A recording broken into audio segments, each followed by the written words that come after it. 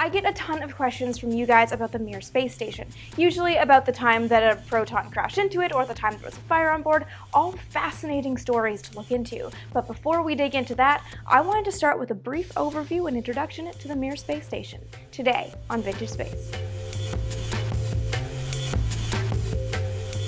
The roots of the Mir space station come from the Salyut space station.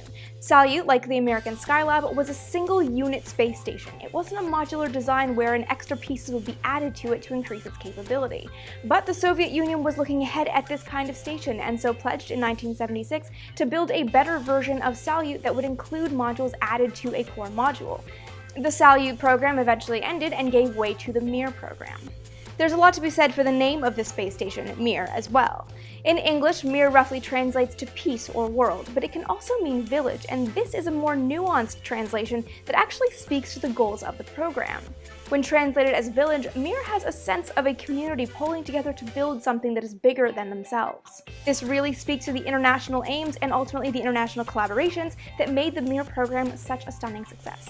The first piece of the Mir space station, the core module, launched in 1986, and it did have its roots in the Salyut space stations.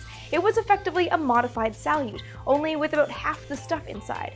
Because all of the additional modules for experiments would be added to this core, they didn't need to take everything up in this core module. Instead, the space was used to make 2 crew quarters for cosmonauts.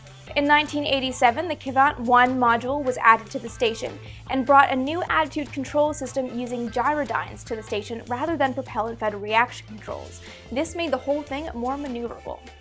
A second Kvan't module was added in 1989, and it also brought up an airlock for simpler spacewalks and a jetpack akin to NASA's manned maneuvering units. It also added a life support system to the station that could recycle water and generate breathable oxygen. Gradually, it was becoming less and less reliant on ground resupply missions. Next came the Kristall module, added in 1990. This gave the station docking capabilities with both the Soyuz and the Buran space shuttle, although the latter never made it to the station.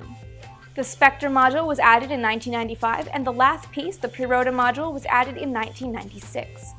But while it was under construction for 10 years, Mir wasn't exactly sitting around empty. The first crew reached the station just weeks after it was put into orbit, when it was just a core module.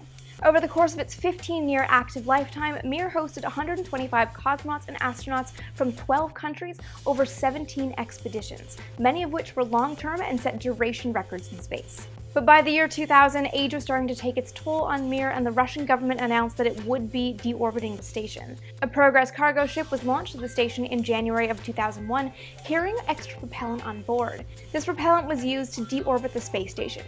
It landed more than 1,500 miles from New Zealand in the South Pacific Ocean.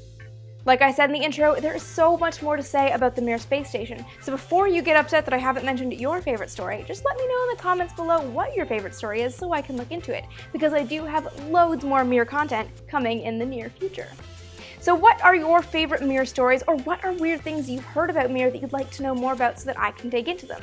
Let me know in the comments below, and of course, leave me your questions and comments and ideas for future episodes as well.